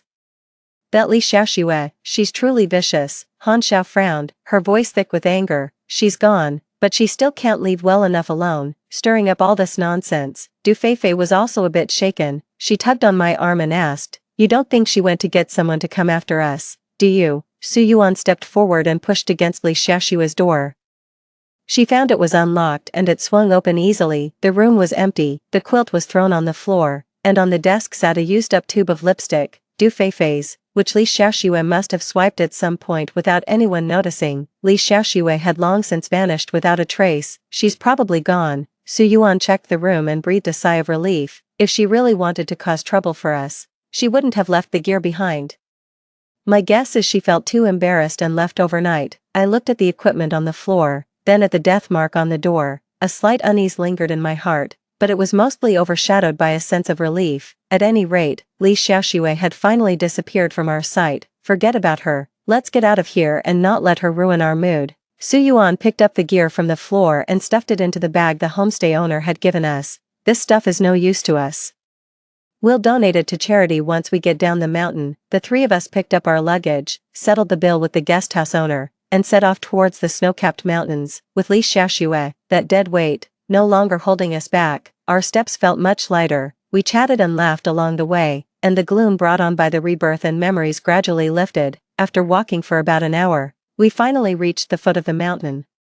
Just as we were about to buy tickets to enter the mountain area, a familiar figure suddenly came into view. "Isn't that Li Xiaoxue?" Du Feifei pointed at a group of people not far away, her voice brimming with surprise. I followed her gaze and saw Li Xiaoxue standing with a few men who looked to be in their 40s. The men wore garish jackets, their hair was greasy, and they wore leering smiles on their faces. Li Xiaoxue was nestled against a slightly overweight man.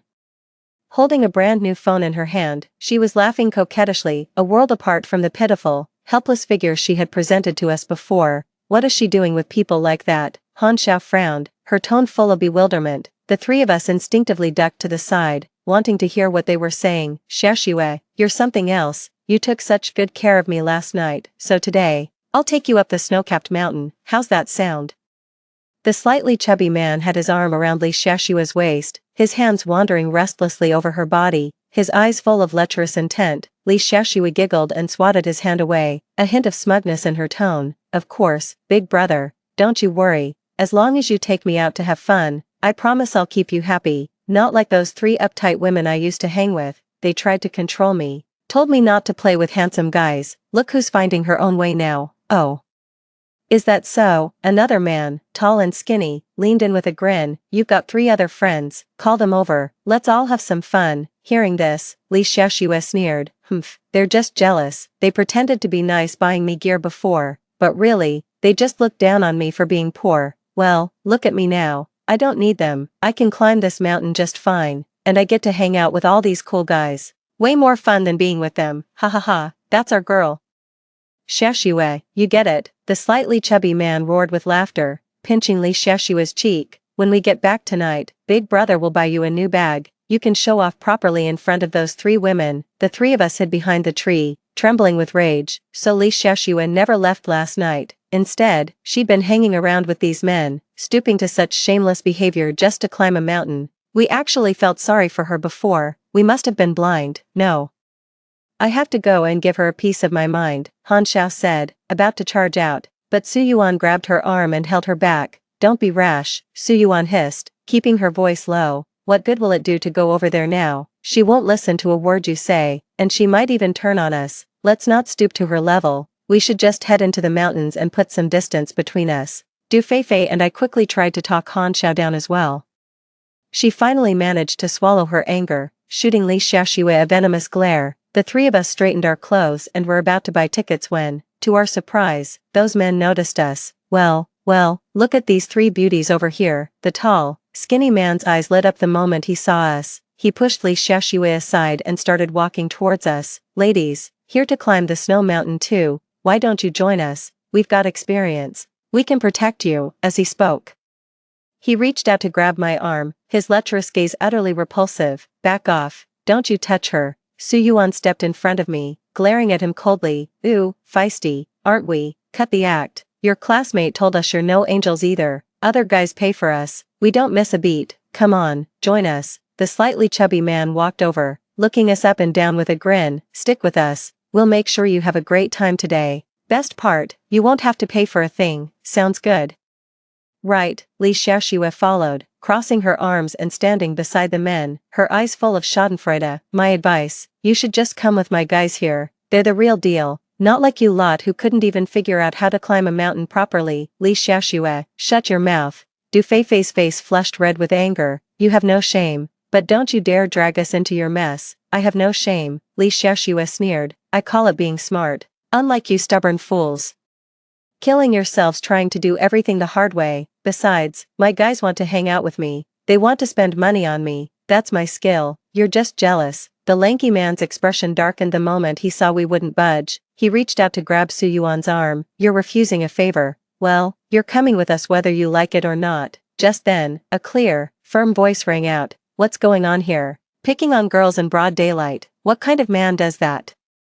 We turned toward the voice and saw a group of young men in professional hiking gear approaching. The one leading them was tall and handsome, with an unmistakable air of integrity in his eyes. The guys behind him wore matching looks of anger, their gazes fixed intently on the creepy men. Who the hell are you? Mind your own business, the slightly overweight man blustered, his bravado paper thin. The boy at the front let out a cold laugh and stepped forward, placing himself between us and them. Who we are doesn't matter. What matters is that what you just did constitutes harassment. I suggest you leave, now, or we're calling the police. Seeing that the other group was larger and looked like they meant business, the men paled instantly. They exchanged a glance, didn't dare say another word, and turned to leave. Brother, don't go. Li Xiaoxue quickly grabbed the slightly chubby man's arm. There are only 3 of them, we can take them. The portly man impatiently shook off her hand. Stop making a scene, can't you see they have more people? Let's get out of here. With that, the group of men turned and left without a backward glance, abandoning Li Xiaoxue where she stood. Li Xiaoxue stood rooted to the spot.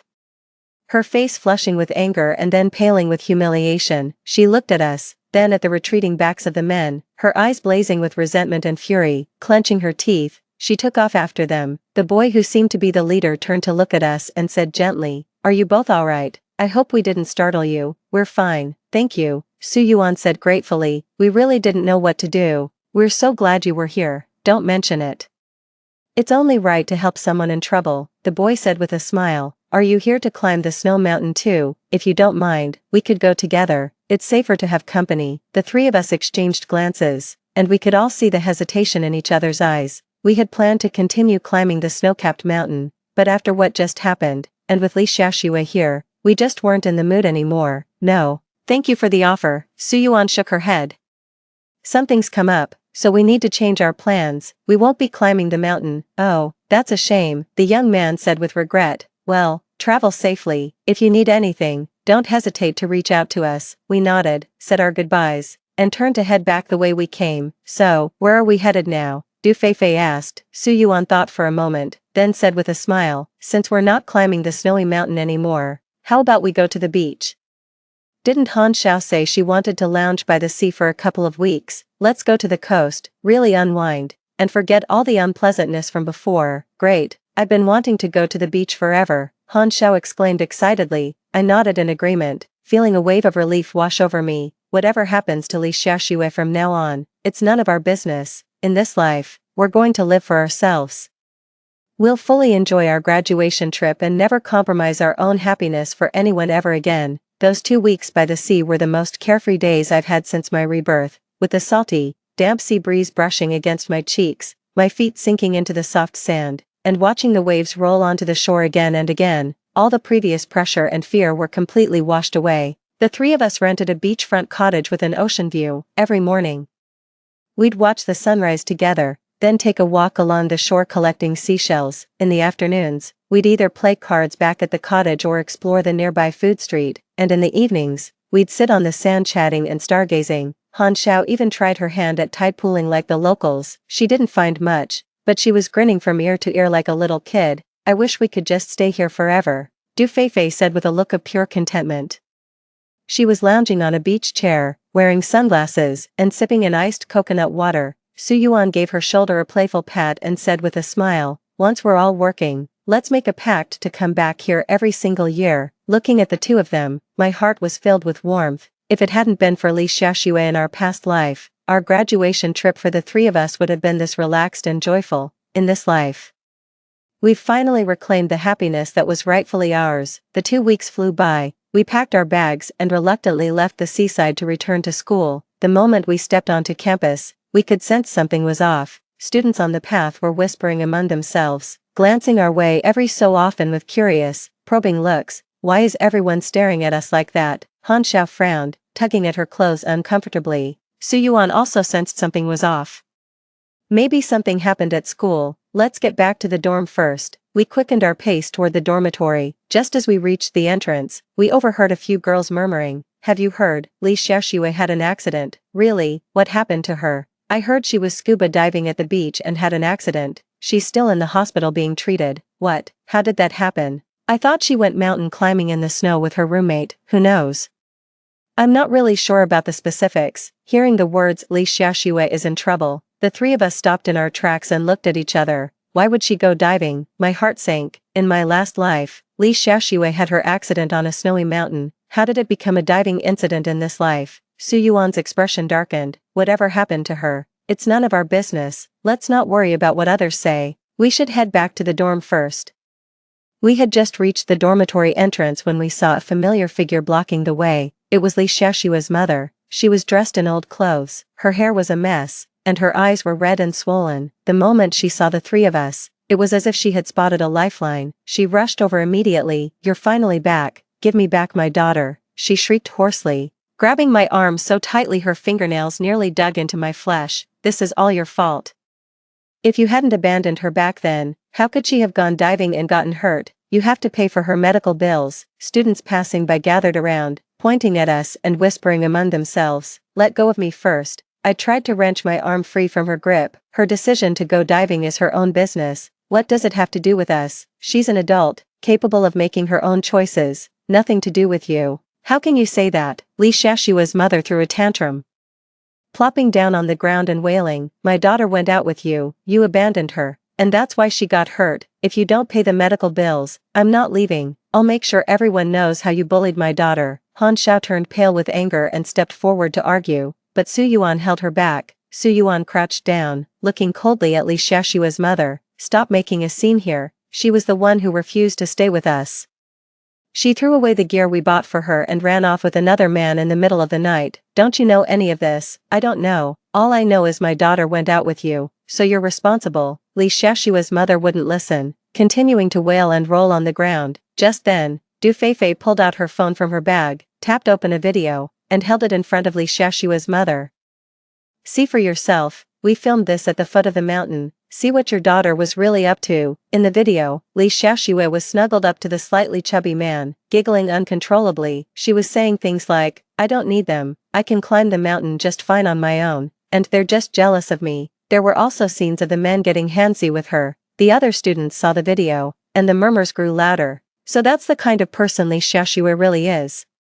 No wonder she got into trouble. Hanging out with a guy like that, it was only a matter of time. Her mother is so unreasonable. It was clearly her daughter's own fault, yet she's trying to blame others. Li Xiaoxue's mother watched the video, her face turning pale then flushed with anger. Her sobs gradually subsided. She never expected us to have recorded this, and for a moment, she was at a loss for words. "Your daughter is an adult. If even you can't control where she goes, why should we, who are neither family nor friends, be responsible?" Su Yuan stood up, her tone icy. "The diving accident was her own choice. We have no obligation to pay her medical bills." Li Xiaoxue's mother bit her lip, her eyes filled with resentment, but she could no longer utter a single word demanding we take responsibility. She knew that with this video as evidence, no amount of making a scene would help her cause. It would only make her look worse. She slowly got up from the ground, shot us a fierce glare, then turned and slunk away. The other students around us gradually dispersed, and the three of us finally breathed a sigh of relief and headed back to the dorm. Thank goodness Du Feifei recorded the video back then,